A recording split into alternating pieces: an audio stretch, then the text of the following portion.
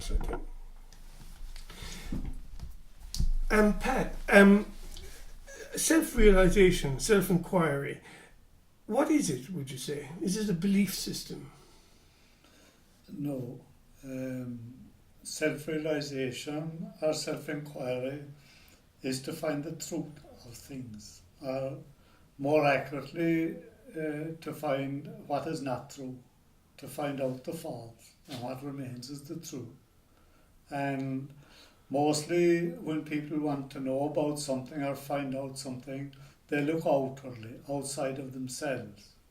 And that's all very well, but self-inquiry is to look inwardly, into yourself, introspection, and to discover one's true nature, or more accurately, as I said previously, is to discover all that is relatively true, but not absolutely true. And when what is relatively true, relative, is discovered, then what remains is the truth.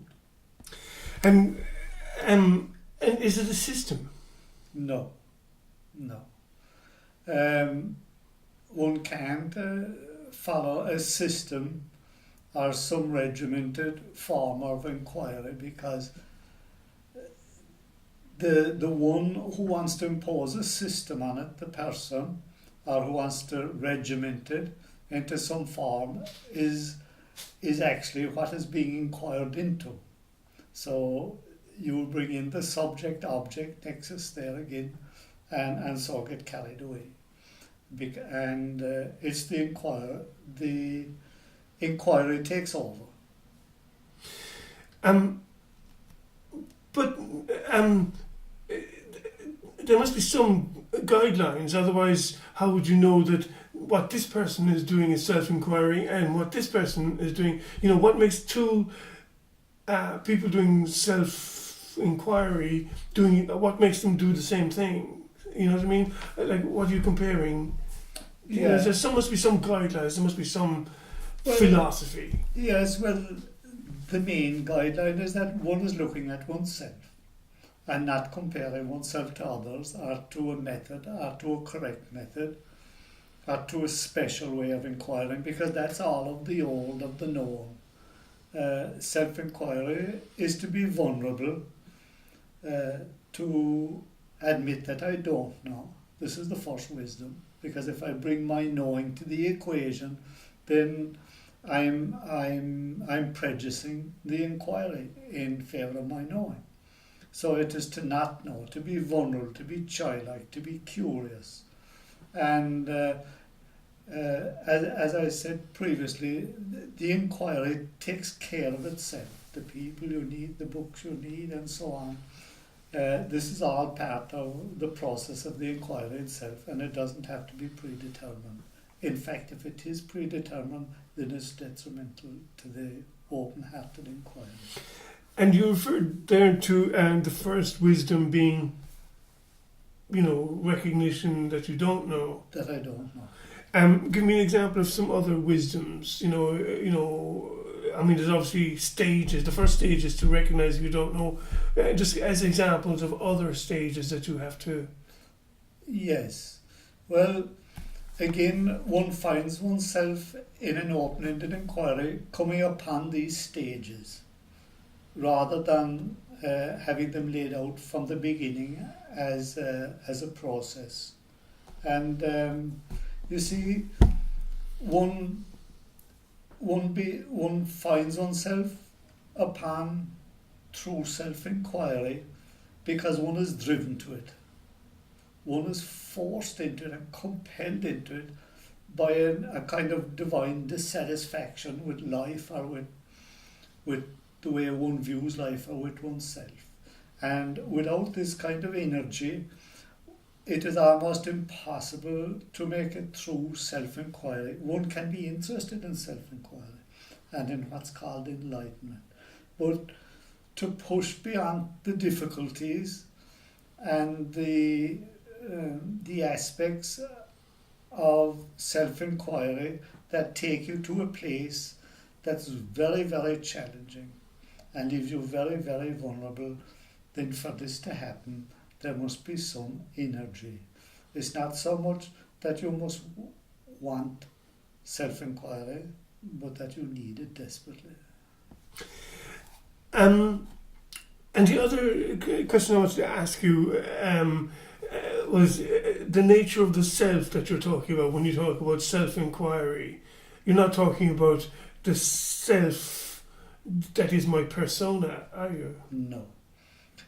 That is, there's no qualifications or nature can be attributed to the true self.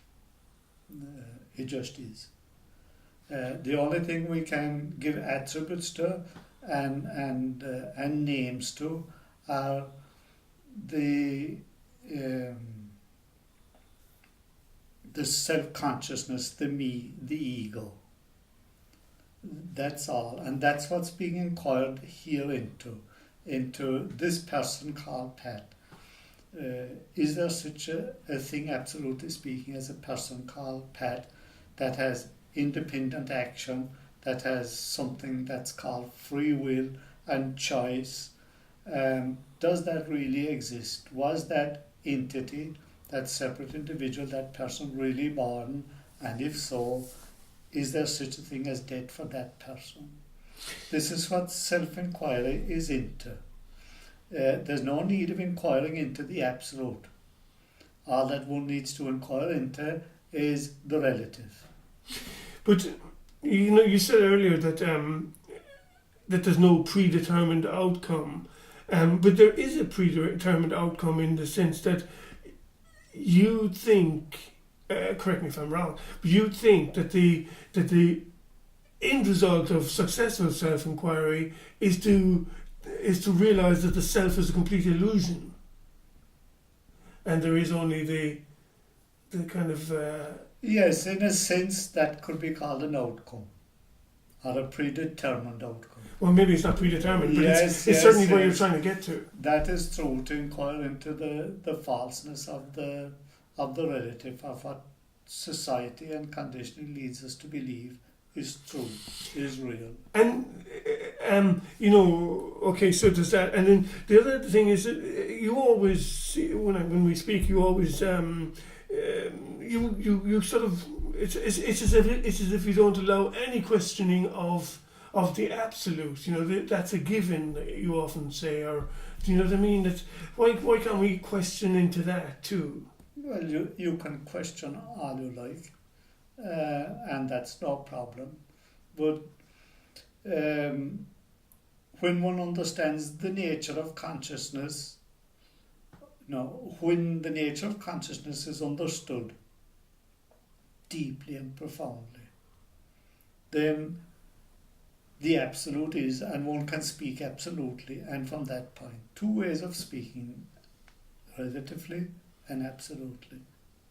But to speak as good as one is able, or our language allows us to speak of the absolute, one must first understand the totality of consciousness, the nature of consciousness, one's true nature,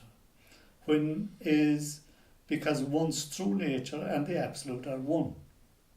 Now, one's relative nature, as the person Pat, as the individual, is also part of the absolute. It is not outside it. It is just a side effect, if you wish, that we take to be the full picture, but in fact is only a partial, temporary aspect of totality of consciousness at large. And would you say that there's a sort of a correspondence or an equivalence between what Christians call God and what you refer to as the absolute? Yes. Except that in most religions there is a separation and a vision brought about by belief that doesn't really exist in truth, because one feels in these belief systems that I, the subject, are looking, are wishing to know God, the object. hidden and running right through all that is the idea of a separation, of a division. And this is the very thing that self-inquiry, at its very heart and true nature, tends to dispel, this notion or idea of separation and division. Because in truth, there are no separation and divisions. Even when we look outwards through these eyes at what we call the outside world, there only appears to be separate bits all put together because our interpreting center, the mind, through the five senses, only sees things in bits and then joins them all together by memory and say, well, that's the full picture. But of course it's not at all, because we only see the bits and we never see the parts that join the bits, or we never see the background that makes the bits possible. So we only always seeing little partial aspects of what's out there, and we put them all together through memory and we say, well, that's it, that's what's out there, that's the real world. So we're always cutting things up and dividing it through this psychosomatic apparatus, this body-mind system. Not that there's anything inherently wrong with that, that's just its nature. That's just the way it operates. But it deceives us also. It serves us well for purposes of doing the necessary and the needful in everyday life, but it's only a partial picture. So, how does one start? How does one start to inquire into the nature of oneself? Yeah. Well, speaking of myself here, the speaker,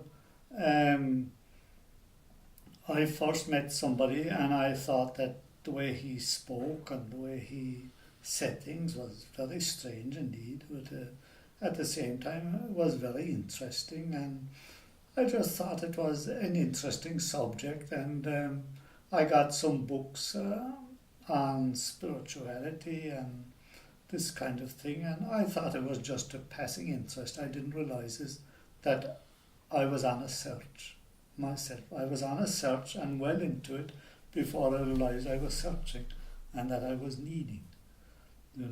This is like a lot of other events in life. It just happens. You find yourself involved with these things, and I think I've often spoken of it like a great hunger, that I could be satisfied from time to time, but then the hunger would return again, and I often try to ignore the hunger and to engage my mind in other, maybe more worldly business and worldly affairs, and I was always quite well able to do that, but then again I would find myself involved in the most difficult, complex problems like time, space, birth, death, consciousness, the unconscious, because this is where my heart was. This was the inner need, and it is this inner guru, this inner need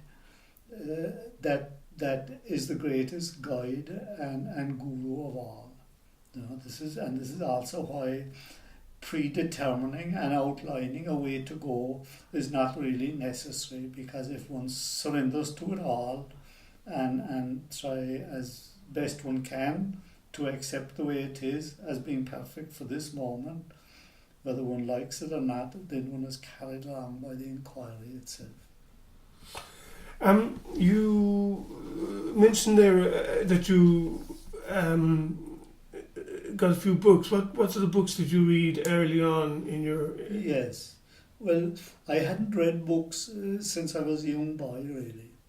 I left school when I was before my 14th birthday and started working, and never had much interest in school, and so therefore never had much interest in books except in some comics or books about cowboys or adventure or something. And so then this person I met, who he was fondly known as Spiritual Jim. I was 36 years of age at the time, and the first book he gave me to read when I visited him one day was The Perennial Philosophy by Aldous Huxley. This is just behind you there. in fact. Yes, yes, it is quite a wonderful Fantastic. book and commentary, and of course Huxley was a great inquirer himself. And I'm not sure what the second book would be, but it was the first time also I'd heard about Krishnamurti and about Nisargadatta Maharaji from Bombay and about the Ramana Maharishi from southern India. But the first book I got that really impressed me the most and had a huge effect on me was my first book of Krishnamurti's First and Last Freedom. I had never read anything like that, and about this idea of inquiring and finding out for oneself. Right. Not be comforted by belief or hope or faith or anything, but stand naked and inquire for oneself. It is accept nothing easily, challenge everything, above all oneself.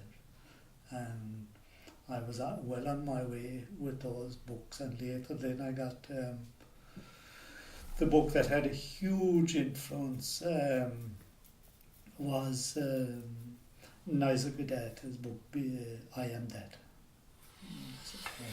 The perennial philosophy book that you refer to by Aldous Huxley is a fantastic book. It's a compendium of all sorts of excerpts from all the Christians and Quakers and Protestants and Catholics and saints and Eastern philosophy, and it's a fantastic. And I remember it was very influential with me too. And it's amazing how all those thinkers, East and West, North and South, are all really saying very similar things. It's very striking. Yeah, that's right. It is a universal sort of thing.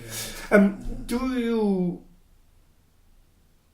Do you need a teacher? If when you start to make inquiries of the kind you're talking about, do you need instruction? Yes, I'm not sure if teacher is the right word, because it presupposes that there is something to be thought, and that may be very very well with other things in life, but this is something that is to be learned and discovered, not thought. That's why it's an inquiry. But you can go, but you need to be guided, is what I mean. Well, this is very true, and usually the guidance comes from different people one meet. You can call it a spiritual teacher or a guru, or the different books one comes across that is just the right book for that moment. Again, you see, like Nisargadatta are these great direct self-inquiry teachers will say the guru and the teacher is within you. There is nothing that you need, There is nothing like, if I do talks, I always state, and I like to state, that I am not at all important here today in this discussion, but what we're discussing is very important. But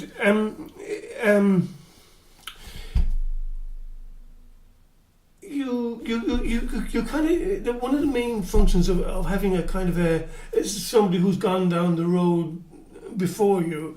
One of the main functions of such a person, it seems to me, is to reassure you that you're not going crazy, because you can get into some funny lines of thought. Once you start letting go all the conventional kind of things. I remember you saying before that you went into blind alleys yourself, several times. Yes, well, that is very true. Our normal social conventions and conditioning, things that we love to hate, but we love also in other ways because they kind of protect us and house us and shelter us psychologically. Of course, when you begin a self-inquiry, it's a psychological inquiry in a great extent, because you're challenging everything that this idea of being a separate individual and a person is based upon, on the ego, and the ego will always resist itself. So one also has to be careful like the road to enlightenment passes very close to the mental home, you know. And this is well recorded in the olden times, especially when there wasn't a great understanding by the early Christian mystics and other mystics about psychology and the nature of the ego, the thinking process and the unconscious. They became very much into kind of purification, as they thought, to purify the person that was not worthy now, but after a certain process would become worthy of God or of knowing God or of knowing the truth. Of course, while they meant very well, this was very dangerous because you were going into battle with the ego. And any energy that you use to fight the ego also uses that energy to fight you back because it's the one psychic energy. So you really get into a trap, and very often these people suffer torturous lives of constant nightmares and great psychological difficulties, and often walk straight into the house of madness within themselves, you know, because which is understandable because, like, most people think the unconscious is their personal property, you know, but of course it's not at all. You know, the unconscious is collective. Consciousness is not private at any time. It is collective. It's like the one air is the same air that all people breathe. Well, it's the one consciousness that light up all forms, whether it's bodies, trees, plants, animals, or whatever. So if you get lost in there and challenging this, believing it to be all of oneself, and to believing that the thoughts that appear in the stream of consciousness are my thoughts and I, the person I'm thinking these thoughts, well, this is very dangerous and often leads to great sadness. And the other thing about, like you referred to spiritual Jim there, but is, and the other person who was important to you was John Moriarty. That's right. But again, I think you said before when we were speaking that that you know that meeting Moriarty represented a big leap forward. You know what I mean? Yes. So teachers can be important in terms of moving from one level of development to another. Is that? In a sense, yes. In a sense that different people can open you up, not so much in using developing in different layers of the steps, would open one up, and the inquiry is more open-ended and open-hearted. And one of the reasons that John Moriarty played such an important role for me personally, speaking as Pat the person, was because this man I mentioned earlier, Spiritual Jim, and his other good friend, I was very lucky that I immediately had two people who had discovered their true nature. Con Cohan, another Irish immigrant from London. Both of them had died within 5 weeks of one another, and I felt very alone and devastated because self-inquiry can be very lonely because it is for the self and within the self and about the self, and other people will not be interested or cannot travel with you, so you're very much alone. So I found myself within a great aloneness at that time, and about 6 months after they both shed the bodies, John Moriarty appeared on the scene, and so he was like a great solid rock that I leant against, you know, and leaned on at that particular moment, and particularly because he was like a rock, you know. He used to often speak himself about certain people like being like people who are cut out of the side of a hill. Well, he was like the side of a hillside himself, or the side of a mountain. He was big, he was tall, he was wild looking, he had an exuberant personality, and he was the ideal shelter for me at that particular time.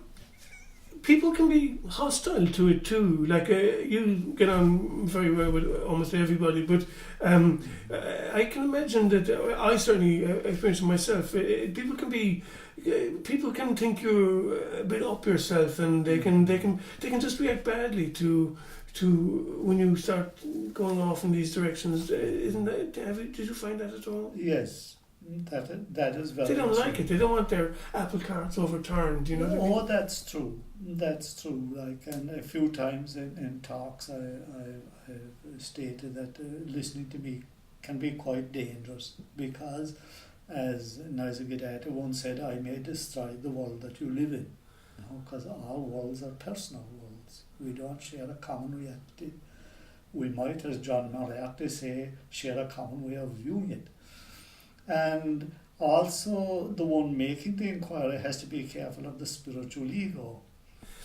You see, because if I have this idea that Pat the person is a realized person, then I'm in big trouble. That's right. Because real self-realization is not something for the person to be gained. It's from the whole idea that there is such a thing as a person in the first place.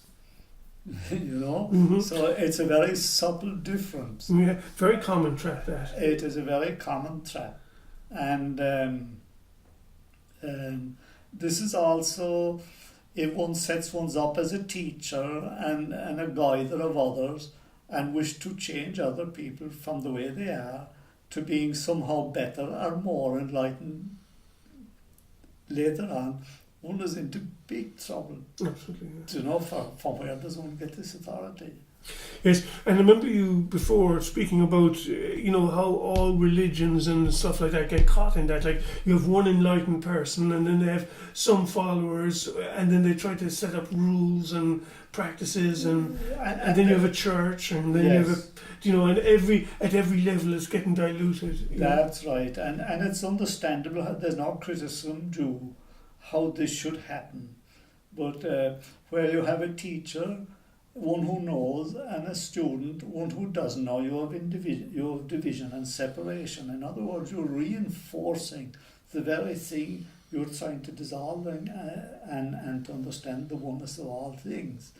You see, it's very easy to recreate and to make manifest the things one is actually trying to come to the bottom of and find out that in reality they don't exist at all. We create divisions and separations in our language, in our symbolism, that don't really exist, and we're constantly reinforcing it, and it will always come back to the point of me, Pat the person, the ego. Once this is seen for what it is, a picture, a story, then one is free of it.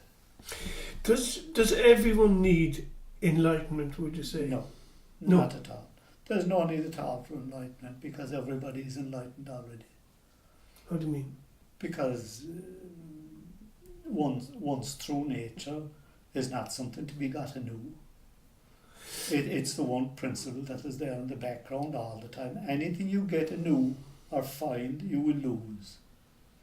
Everything you achieve and find, you will lose. Only what is not found cannot be lost. And my true nature, I was already enlightened. Everybody is enlightened. Everybody is the source, the truth already. They simply do not realize it. So self-inquiry helps with that realization. But it is not necessary because one is already enlightened.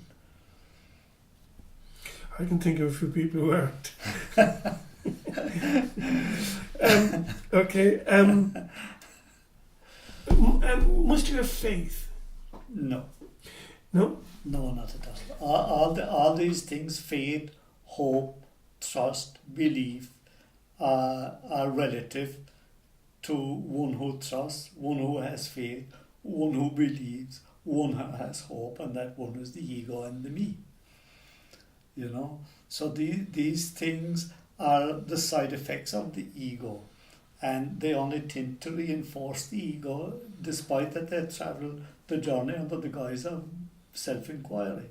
They're absolutely a total obstacle. When one stands naked, stands vulnerable, you know,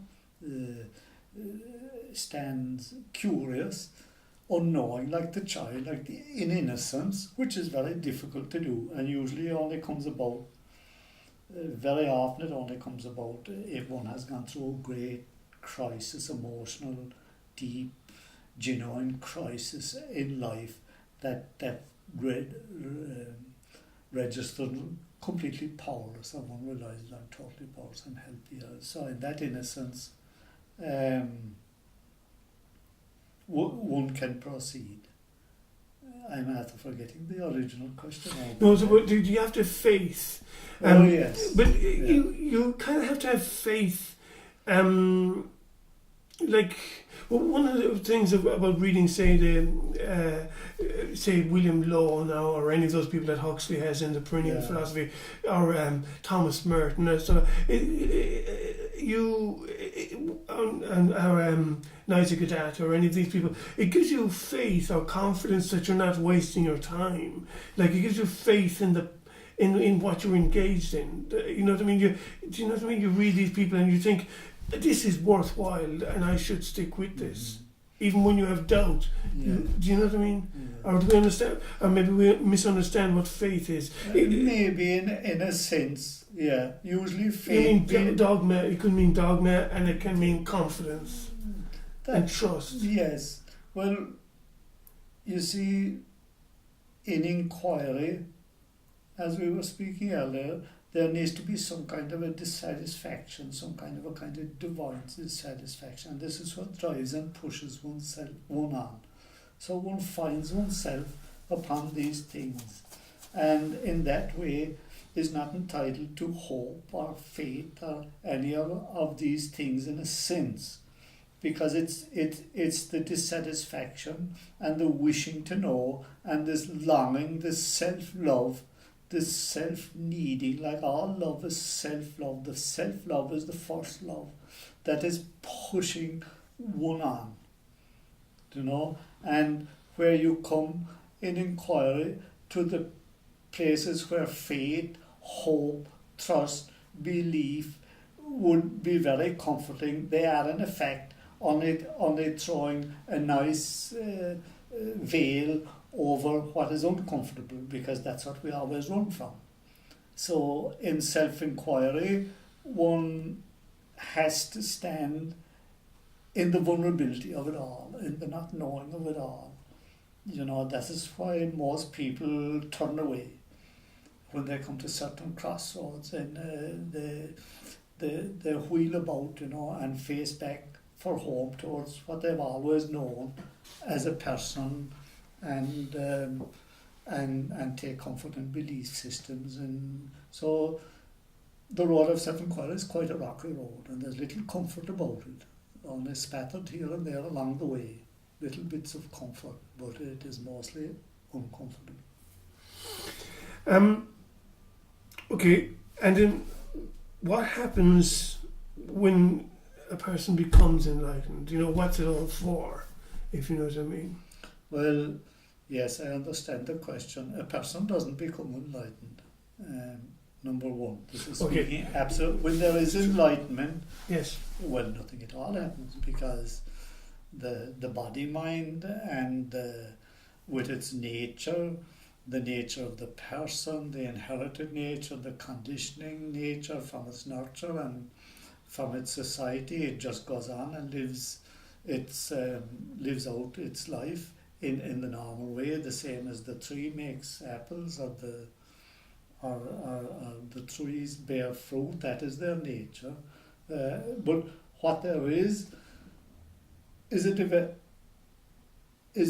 a great and deep compassion for the person pet, for the individual person pet, because enlightenment brings an illumination of the ego and what the person is, how it is created, and what it needs for survival and what it depends upon. And then there's great compassion for that person pet. And when there's compassion at home, then there's compassion for what is without, or what is sensed or felt as being without. And when realization happens, there is also the sense that what looks out through the eyes of all else is also looking out through these eyes, and I am that. So that is the real foundation of, in the old world saying of love thy neighbour, or this kind of thing. Love others as thyself, or give love. Well, one first has to be touched by the basis of that thing we call love. And this is what enlightenment is. In another word, if you like, love, God, oneness, totality. All these descriptions are lies about what I'm trying to say, but they're the only tools we have. Most of our language is about separations and divisions. So as we acknowledge the difference between things, that this is not that and that is not this, our language is kind of geared towards that. And very little is it geared towards oneness or completeness or totality. In fact, we don't have any mechanisms through our communication systems or languages for describing that kind of thing. And this is why it is mostly described in negatives, that it is not this and it is not that, and so on. To understand it, it needs to be known. Okay. Well, thank you very much for your time, Pat. We're running up 37 minutes now, so we'll conclude it there. Thank you. Okay, thank you, Pat. Thank you.